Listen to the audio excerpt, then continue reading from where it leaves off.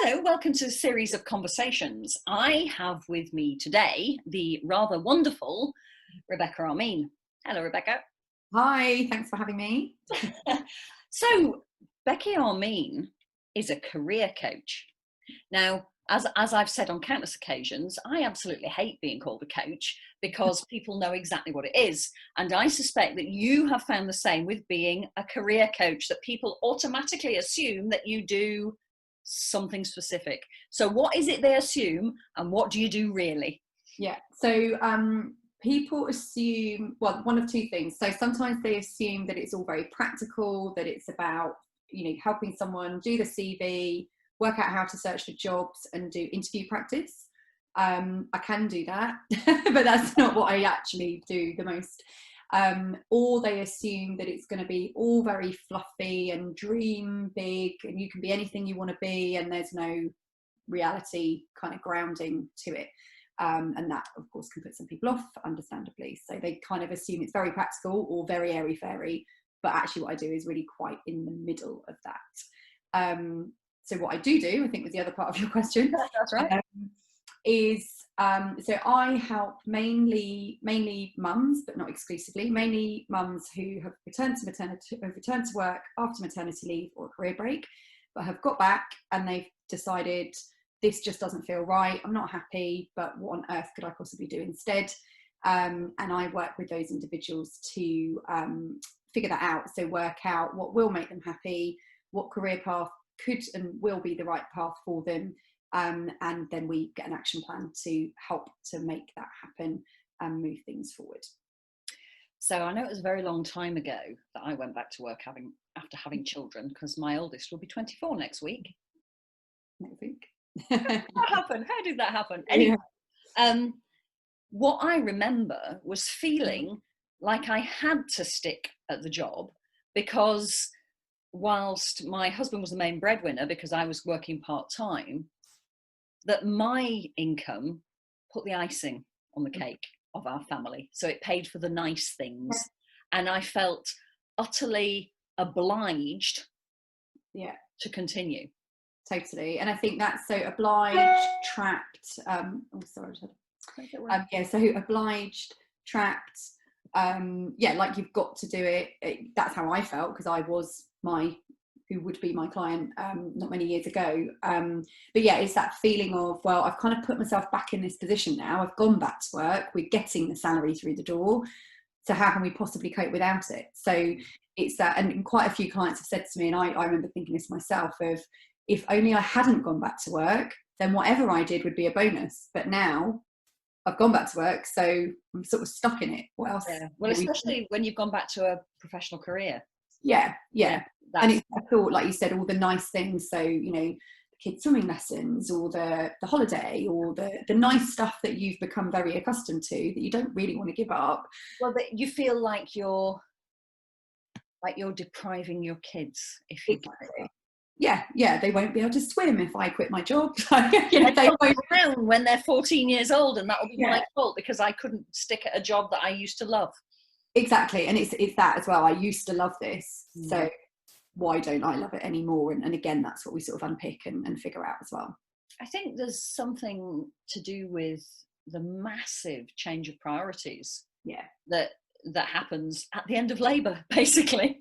It's like almost instantaneous, isn't it? Yeah. And I told you from the start. Yeah, and nobody tells you about that. Nobody says, oh, you won't want to come back to work because there's a whole different set of priorities you got. And you think, I mean, I don't know about your clients, but I thought that I would have this child and hand it to the nearest midwife and go straight back to work.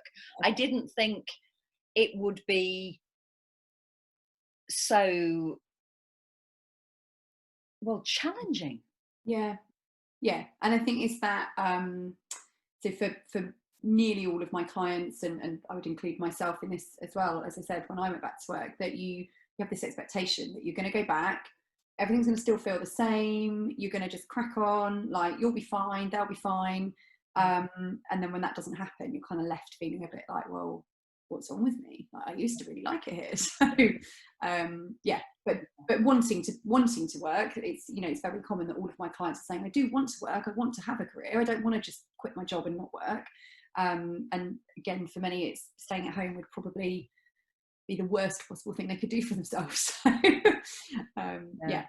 Yeah, I see that. And the other thing that I felt, and like I say, I am scraping the barrel here on the memory front, but I felt defeated by it. I just felt like the world had conspired to turn something that I had previously thoroughly enjoyed into something that felt like it was leeching my soul.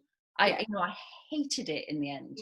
Yeah, and I think it's that feeling of, and I was talking to somebody earlier today about this actually, the feeling of so she was likening it to, you don't see a child engage in something they don't find interesting. Like if you try and get a kid to do something they're not remotely interested in, you're probably going to have a fight on your hands. And actually, by trying to force yourself to stay in that job and keep going at it when you've got your interest is just completely gone, you don't care about it, but still trying to do it for a good 8 hours a day, basically you're that tantruming child inside your own head that's going, I don't want to do it anymore. Like, make it stop.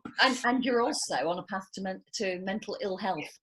Yeah, definitely. Yeah, and there's loads of research that tells us that if you stay in that sustained position for however long that is, if it's not just a blip and sort of a year, 2 years, 3, 4, 5 years pass you by, it will affect your mental health, and it won't necessarily stop affecting your mental health when you leave the job. You don't quit the job and suddenly you sleep better and the stress is gone and the anxiety's gone away and you no longer feel depressed. You've still got to work that out even when you've removed yourself from it, if you get to that point. So I'd forgotten about the sleepless nights over it. You must speak to a lot of pissed off women. Yeah. Pretty much. Yeah. Or I think it's not even, they're just, like I spoke to the lady that I spoke to this morning. Her exact words were, I'm starting to feel resentful, I'm starting to feel angry, my husband's sick of hearing it, and she was just not in a good way, or just fed up and just feeling like, I've had the kids, they've gone to nursery, they've gone to school, I was meant to be having a nice time in life now and I'm really not. So I would say, pissed off, but also a bit angry and actually a bit sad and kind of confused, mainly. Thinking what's happened. How did I end up in this place? Where has this come from? Yeah.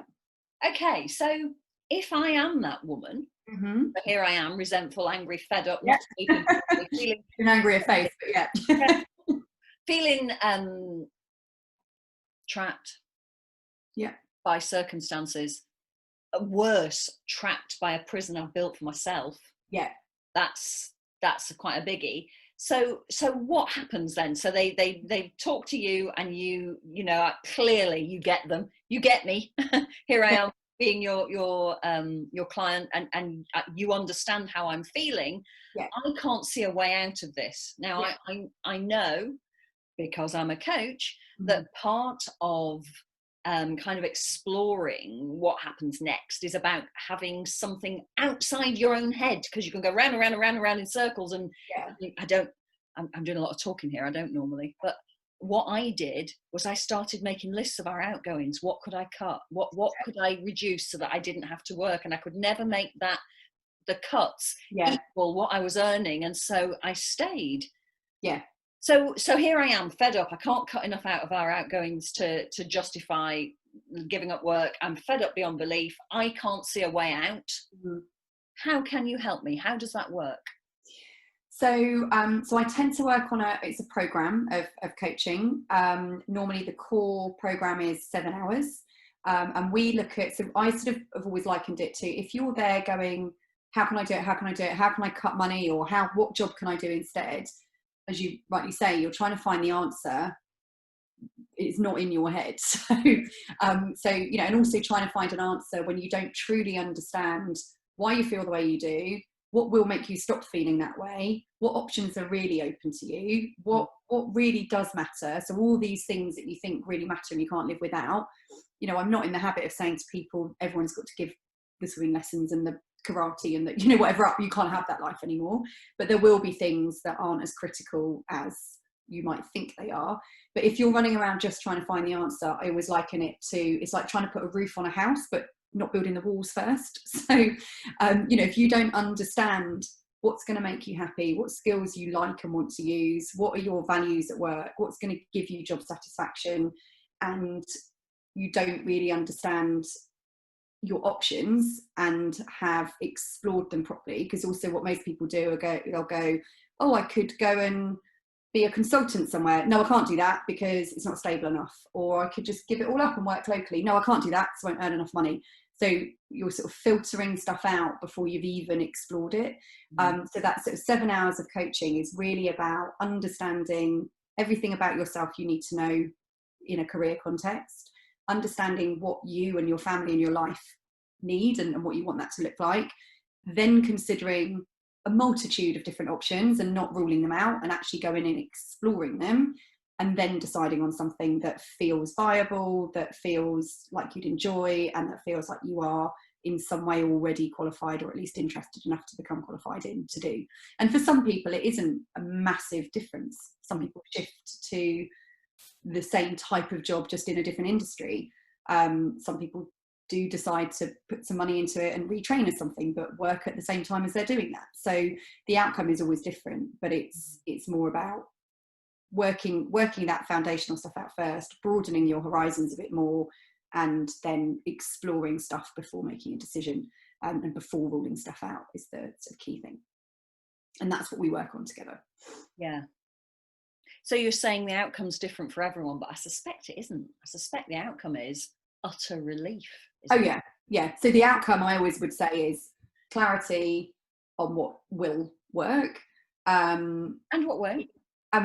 Exactly. But also realizing that some of the things you've told yourself before won't work might work. So it's that clarity thing. It's also a feeling of getting back in control. So feeling like, actually, I know what I want. I know why I want it. I know why this doesn't work for me, and I know what I need to do to fix it. And just having a plan to make it happen, rather than just going, well, now what? And that's sort of the end part of the program. After that 7 hours, it's all about taking action and being accountable and staying on track, which we work on together as well. But yeah, that losing the confusion, getting the clarity, feeling in control of things, and knowing what's right for you is what everyone does get out of it. But what that looks like is obviously yeah. So that's feeling in control. Yeah, that actually is the nail on the head, really, isn't it? Yeah. Feeling out of, that's how I felt out of control. I felt like everybody else was living my life, and I was doing this as some sort of almost a penance for having a nice life, which sounds ridiculous, but I haven't really thought about that time for a long time. Yeah. And I think as well, that control thing, and just, I remember feeling, not ashamed is probably extreme, but kind of feeling like, kind of did this to myself. Guilty. What on earth am I going to do instead? I can't really tell anyone I feel like this. But if you've got a plan and you're like, no, this is what I'm doing, that's a lot easier and more comfortable to articulate and explain to people than just keep bleating on about, I don't like my job, I don't know what to do instead. Because people don't really care or want to hear it. But actually, if you've got that control back and you're doing it for a reason, and you can tell people why you're doing it, even, that builds the confidence in doing it as well. Credibility. You feel like you have some credibility back, don't you? Exactly. You're not just again, and again, I've had a couple of clients that have come and said, obviously want to talk to their partner first before they engage in some coaching, but their biggest fear is somebody going, oh, here she goes again with another idea that's not going to work. So, but feeling like, no, I know this is the right thing for me, and I understand why it's the right thing, rather than just being some harebrained idea that didn't work again. It's that confidence, the clarity, the credibility, and the control, all the C's. Yeah, absolutely. So to look at this from another angle, how, if I was an HR person, and I have an organisation that I have women coming back from maternity leave, there must be quite a churn amongst women like that. Is there some way that an organisation can support maternity returners? Definitely, 100%. Yeah, and I have to say, I think a lot of companies do it really badly, even when they think they're doing it.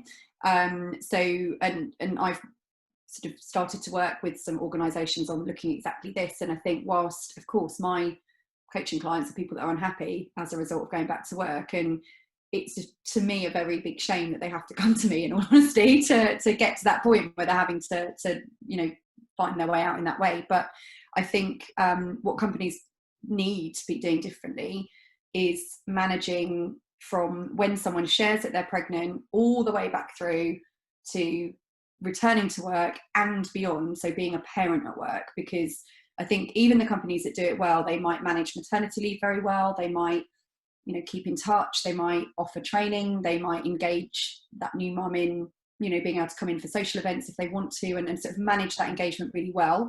A lot of companies don't, but some do.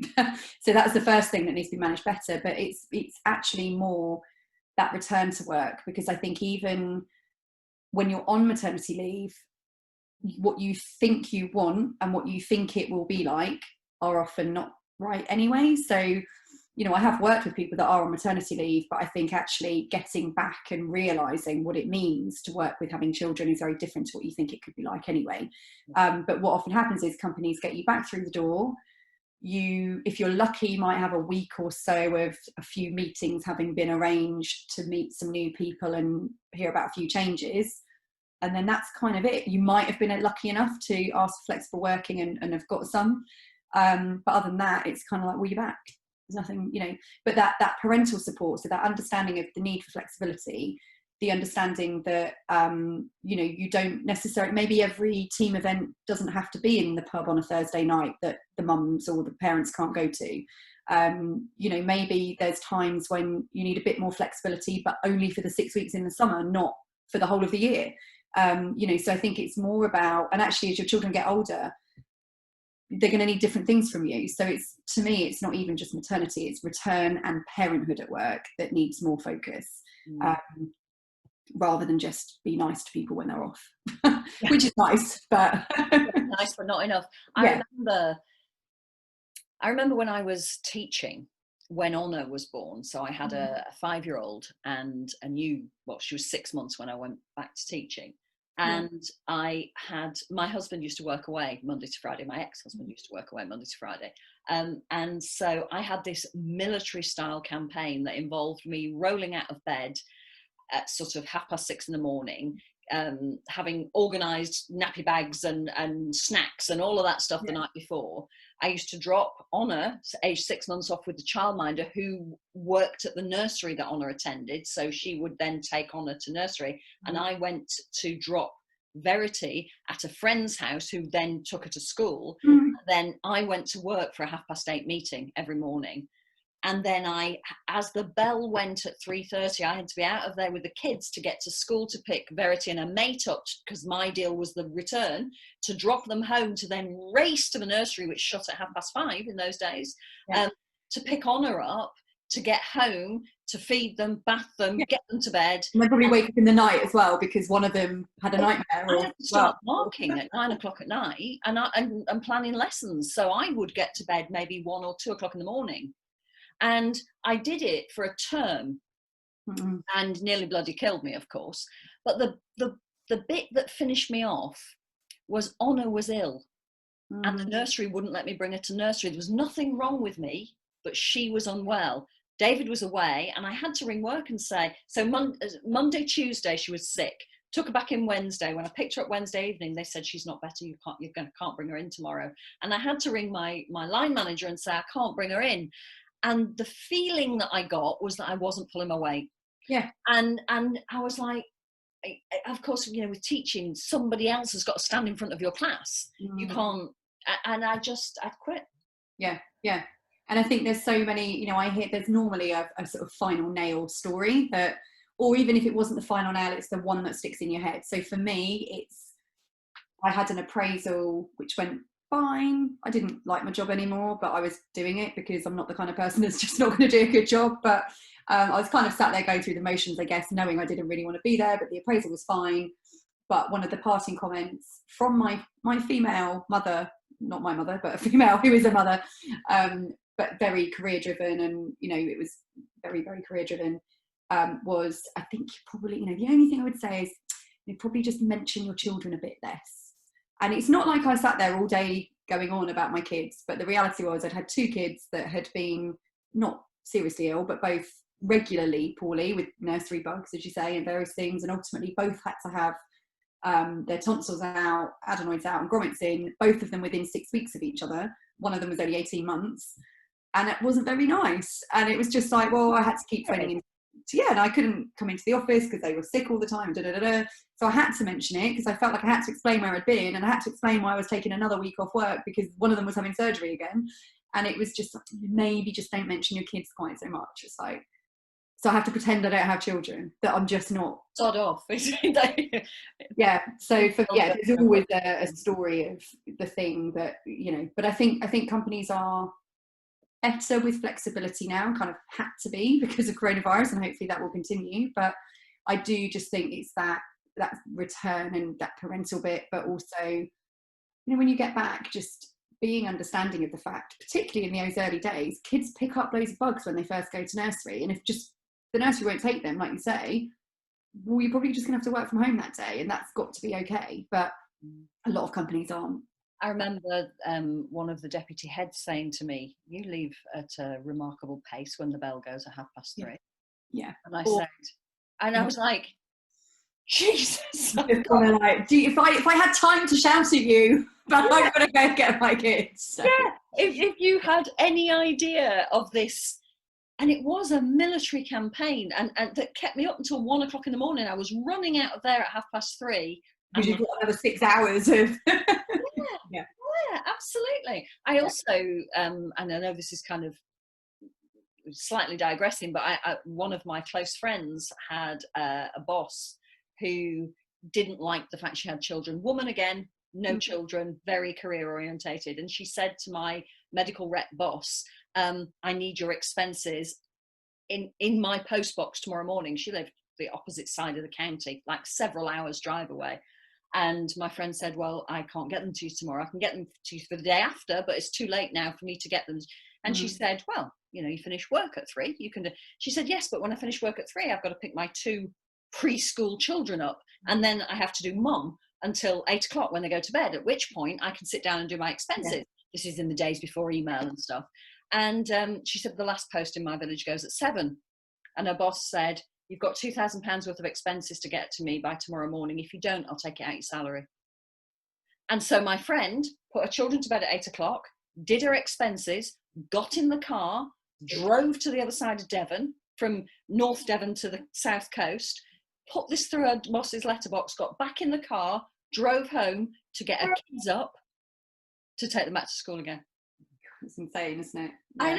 I know. And you must come across this stuff all the time. Yeah, and although I think, like I say, things have definitely got better, but there are so, often people are kind of, if you're the one that has, even if you've got agreed flexible working, there are still pockets of people, if you roll up at 9:30 that go, oh, here's the part-timer, or, that kind of like, oh no, she won't come for drinks, she never does. It's like,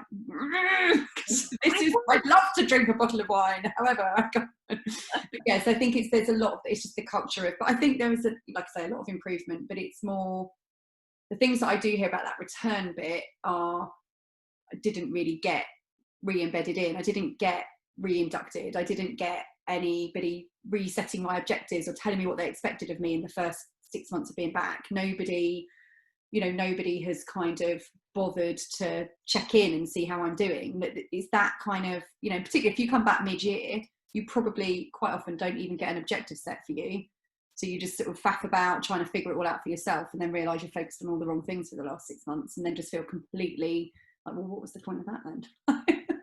And just not a part of things anymore. I think that's a big thing as well, that you can easily feel, that you've been out of it for a while, no one really bothered to keep in touch, you've come back, things feel a bit different, you're not quite the same as you used to be now, and it's just all going on over here, but you're sort of over here, and it's, that's really common as well. It's just all a bit shit and you don't know why. Yeah, exactly. That's a toughie. And so for anybody who's watching this who finds themselves in that situation, and I suspect that there are a lot more women in that situation than are actually coughing to being in that situation. Yeah. It is possible to get out of it.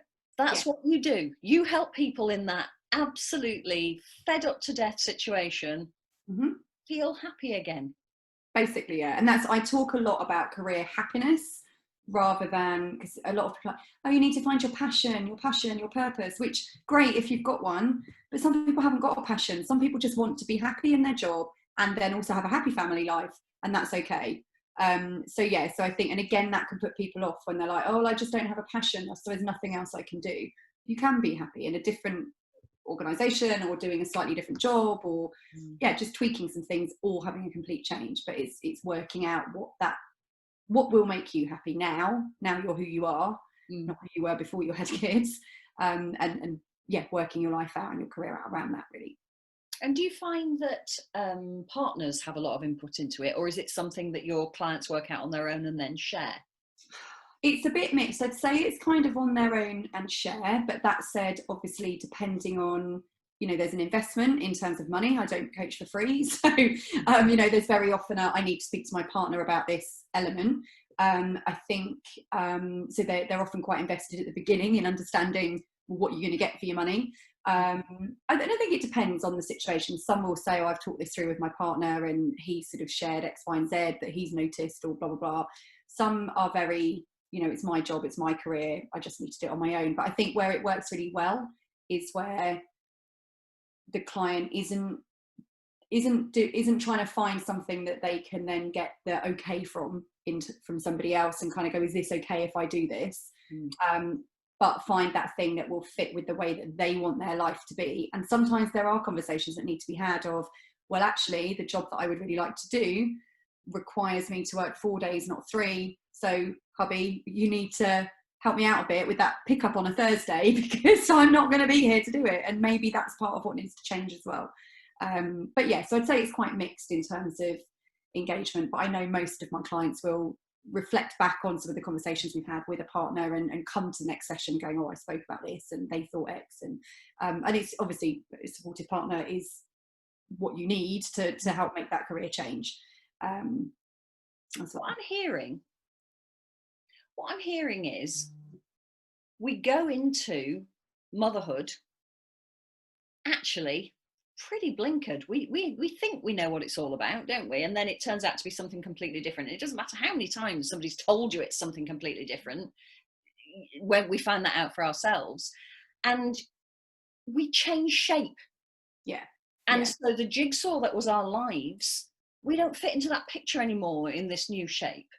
And so working with you helps women with children who just want a career that they find as fulfilling as they did previously. It helps them redefine their jigsaw piece shape. Yeah, I like that, definitely. So I 100% agree. And I think it's, we're really good at planning for motherhood in the sense of the planning bit, the logistical bit, and have I got all the gear, and do I know, the routine, and do I know what nursery they're going to go to and what time I need to be out of work and pick up and da-da-da-da. But we're really bad, maybe not all, but most, really bad at kind of thinking about how will I feel as a result of all that going on. We're worrying about how the kids might feel going to nursery, and are they going to miss me, and how will they cope, and will everything be done in the house, and will there be food in the cupboards, and all this kind of thing. But we're really bad at going, what will I be experiencing when this is all going on? And that's the bit why it kind of tends to fall apart, is because we didn't know, and now we don't know what to do about it. No. So if I want to find you, how do I find you?